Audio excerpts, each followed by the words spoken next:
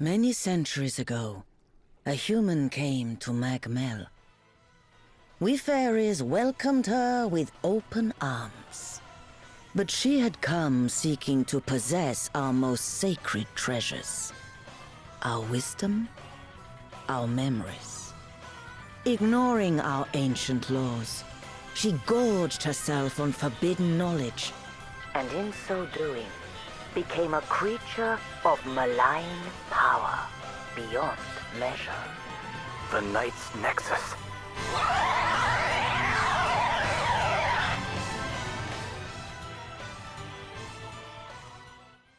The Knight's Nexus, the main enemy of the Heroes of Light in Bravely Default 2. While it is explained to some degree within the main plot, some will say that this final villain is lacking in comparison to Ouroboros or Providence. But I disagree. I think the Nexus is just as interesting as the other two, and if anything, requires more in-depth searching for answers, and allows for some very interesting and plausible theory crafting. That's why this video is called The Knight's Nexus Explored, not Explained. Because we're going to do more than just explain what you already know, or could have found through more lore hunting. We're going to explore possibilities, likelihoods about the Nexus that have a good number of points to back them up, and can be used to tie up some loose ends in the Bravely Default 2 story. But before we get started, if you're new to the channel, a like and a sub would be greatly appreciated. Thank you. First, let's go over what we are told within the main story of Bravely Default 2.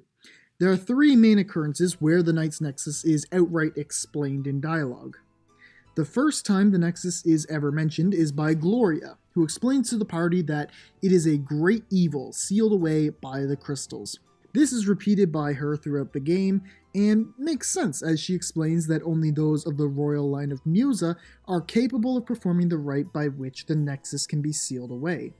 And considering that she is the only Musan left by the end of the prologue, Gloria must feel immensely pressured by this duty, even if she accepts the cost. For as we know from the end of Chapter 5, and the cutscene that opens pre-Chapter 7 after the second battle with the Nexus, Gloria must sacrifice her life to maintain the seal. Chapter 5 contains another rather important cutscene concerning the Nexus, as it starts right off with Gwillem telling the party of the Nexus's origin. Gwillem states that many centuries ago there was a spring from which all knowledge flowed. We know this to be the fount of knowledge within Mell. Then one came who wanted to make that knowledge theirs and theirs alone. The Knight's Nexus threatened to destroy the world, but then the crystals chose 4 Heroes of Light to battle it.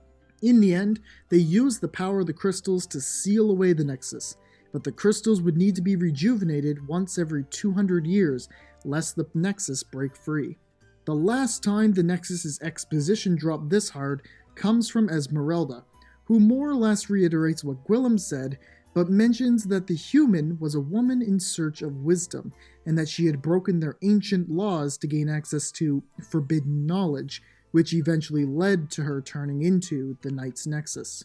This is what we are directly told about the final threat of the game, the bare minimum that we're given on our way towards the big confrontation. But it still raises a lot of questions naturally. Fortunately, there are other sources we can look to for more knowledge on the Nexus. In each town, save for Holograd, there is a hidden journal to be found in red. Now, some of these just give a little background information on a certain boss from that area, like Bernard's account of the fall of Musa, but others contain info on the Nexus. 2 of them in particular really shine a light on this emissary of darkness. But very quickly, in Wiswald, Lady Emma's journal can be found in the first house on the left, and shows that she was researching the Nexus with Eileen. The only real piece of information we get from this journal is a much more precise amount of time that the Nexus has existed for, 1,000 years, instead of just being told it's been a couple of centuries.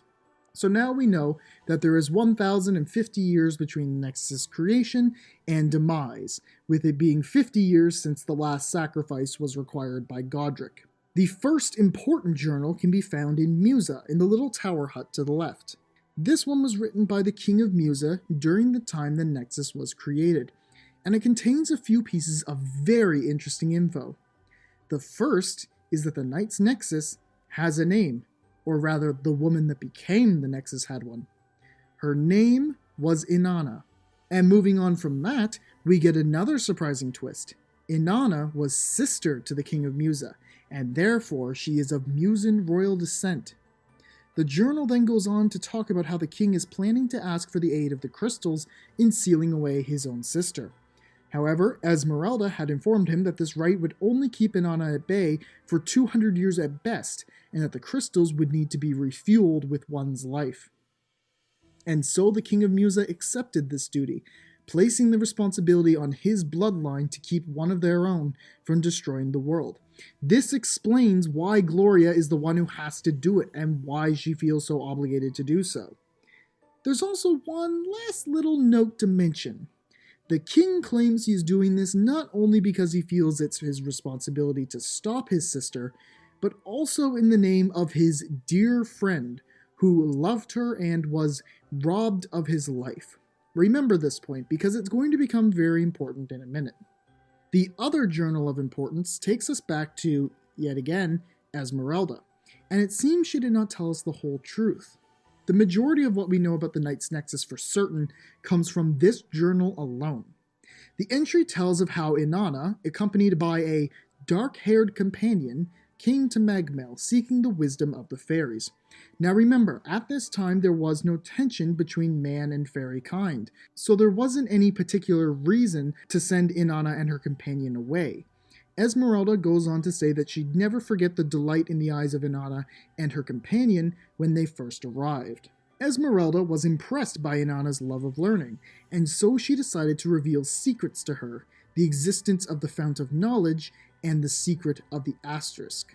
Inanna was quick to mastering these little gems of power and memory, and even began suggesting concepts for new ones. Esmeralda enjoyed their discussions and the time they spent together so much that she was blind to what Inanna was doing. For in secret, Inanna had crafted an asterisk of her own, that of the librarian. The librarian asterisk contained the ability to draw on vast amounts of wisdom and memory, revealing everything to her. With this new knowledge, Inanna was able to disguise and hide the asterisk's existence from the fairies in the form of a book. Elvis's book, as we know now. Eventually, Inanna learns something. The darkest of all truths, as Esmeralda puts it.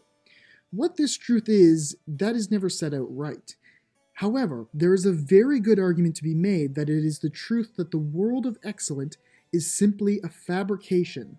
It is the world of the game for us. It's fictional.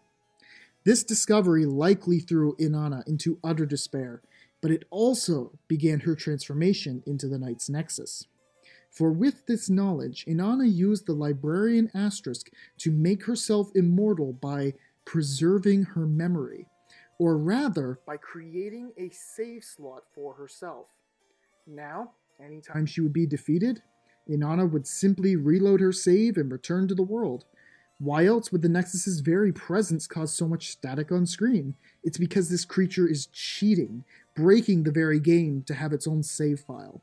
It's even funnier when you translate the save file and find out that the Nexus saved itself at a point against a group of heroes when they were all near death, the save-scumming cheapskate.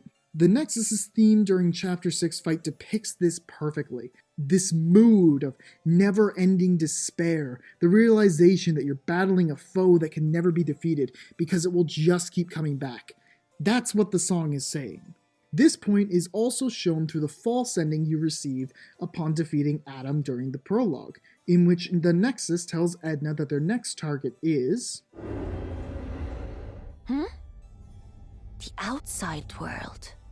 I like it. Real quick, as much as I wish she had more development as a villain, I think Edna plays her part. And for those who say that she doesn't make any sense, having flip-flop from loving humans supposedly to hating them, there's a pretty simple answer. Corruption from the Nexus. It probably bore its way into her mind, exacerbating the inherent misanthropy that lurked in most fairies' hearts and drove her to free it.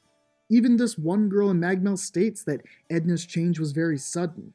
Eventually, the Nexus completely corrupted Edna's mind, to the point that the poor fairy believed that humans had destroyed everything she ever cared about, when Mell and everyone there was perfectly fine. They took everything from me. The people I loved. My home. I hate them. I hate them. I hate them! And now I'm going to take everything from them in return. Everything.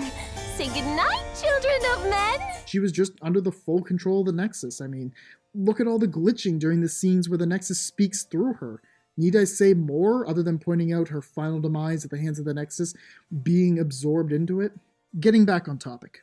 Of course, as the Knight's Nexus consumed, it grew stronger and stronger, becoming a monstrosity whose power rivaled that of the gods themselves. The Nexus even ended up consuming the memory of her once-beloved black-haired companion, and so the crystals were called upon. The first Heroes of Light rose to the challenge, and they sealed the Nexus away onto the Isle of Nothingness, a land far away across the outer oceans. This is everything about the Knight's Nexus that is confirmed. A human woman by the name of Inanna discovered that she was in a video game and used that knowledge alongside the power of the Librarian Asterisk to create a save file to indefinitely prolong her life, whilst becoming a knowledge-consuming monster. But there's still things to explore with what we know, in particular, the case of Inanna's companion. Who was this person? Well, I have an answer for that, and points to back it up. You might already know where I'm going with this, but the black-haired companion of Inanna is none other than our boy, Seth. That's right, Seth was the companion. But how does that work, you might ask? Well, allow me to explain. First, we need to clear the notion that Seth is simply just a player stand-in. Seth and the player are two distinct entities in this game, even though they are closely tied together. We aren't some celestial being this time watching from afar and having a slight influence on what's going on. We're a little bit closer than that. Well, how do you prove that? Well, let's look at a few examples to show this. The biggest one relates directly to the Nexus itself. When the party finally realizes they must destroy Elvis's book, or rather the Librarian Asterisk, to be able to defeat the Nexus for good, it is the player who goes to the save files and overwrites the slot, someone on the same power level as the Nexus. Jumping back a little further, let's go to the start of Chapter 6. The party witnesses the events that occur after they beat Edna and see Gloria's death. They assume aloud that this is a future event, which is odd because the book has only shown them things from the past before, and then were tricked into agreeing with them when Gloria admits that she intended on sacrificing herself the whole time. But the book never showed a vision from the future. The Librarian Asterisk has the power to call upon knowledge and memories, and so therefore it showed the player's memory of Gloria's death, since that was still technically in our past. These two prove my case in particular because in both, Seth is not the one doing something under our control. We are the one doing it, which shows that separation. There are other examples too, such as the moment the player brings Seth back from the brink by reminding him to be brave during the final boss fight, or in the final illustration at the end of the credits. Look at where all the characters are looking in this picture, and then tell me, where is Seth looking? Or rather, at who? And then why does the letter P linger after the thank you to the players? Perhaps it's a tie-in to the final chapter's name, Twin Pages, and how every letter in the word pages represents a member of the party. Alright, those should be enough points to distinguish Seth and the player from each other. But then that brings us back to, how is Seth the companion of Inanna? Well, let's dive back in. The first point is that the only 2 points of visual description that we have for this companion are he was a male, and he had dark black hair. Well, that fits Seth pretty well, but there's more to it than just that. There's one very interesting cutscene in this game that even now still has me thinking about it. It appears at the start of Chapter 7 and is named Bravely Default.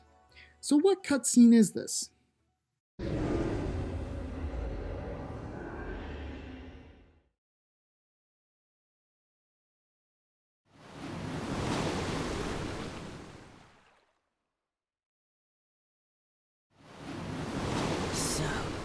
The time has come at last. Ah yes, the hands of the Nexus, followed by the ocean, and Eileen on the shore saying the time has come. So what does all this mean? Well, the first thing to notice is how strange this cutscene is. It's almost like it's from a first-person perspective, like a memory. But whose? Why, it's Seth's. The Nexus's hands opening up as they kill him, followed by a shot of the ocean.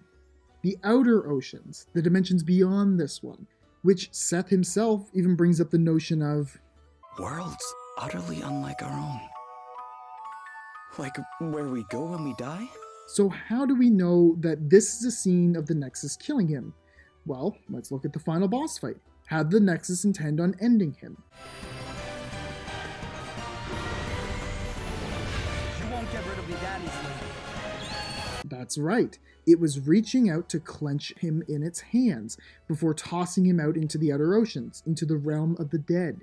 Still not convinced? Well, let's take a look at this line spoken by the Wind Crystal. But there were those who would have seen you sunk forever, who cut your life's thread short. Hold on a moment.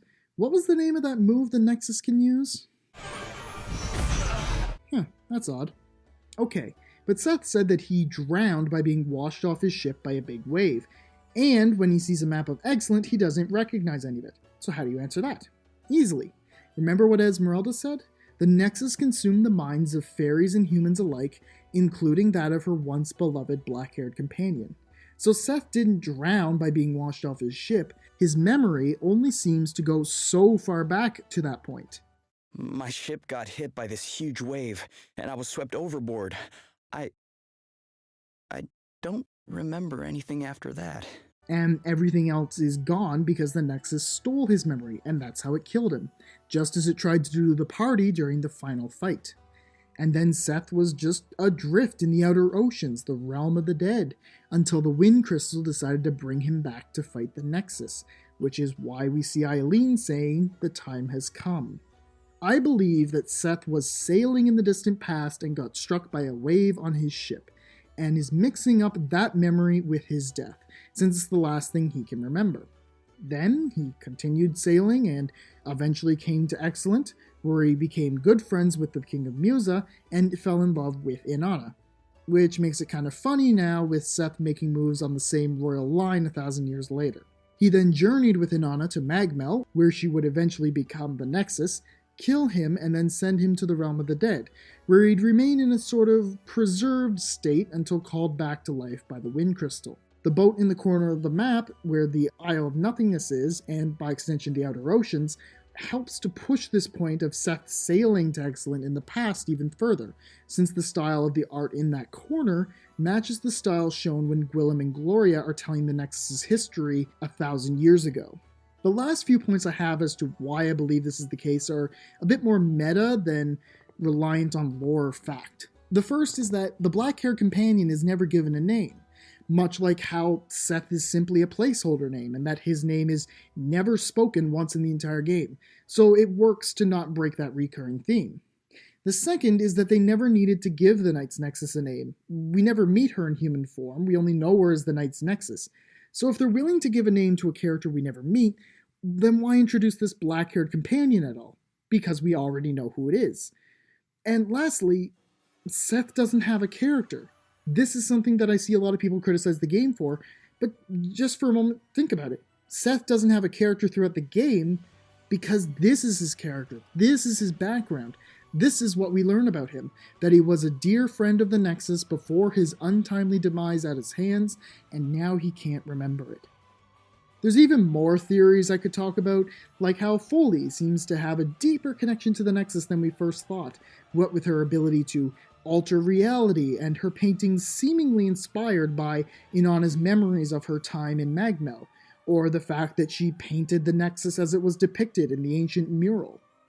Or we could talk about an even crazier theory that actually connects Bravely Default 2 to another game in the series, and try to figure out why the Knight's Nexus is so similar to Providence from Bravely Second, the fourth wall-breaking, game-manipulating boss with a main body and two floating hands, the moves that they share, Ruin, Salvation, World Ender compared to New World Order, the little eye on the Nexus's save slot that matches Providence's true form, the fact that its asterisk can call upon memories, and how Providence turned Vega's memories into the balls.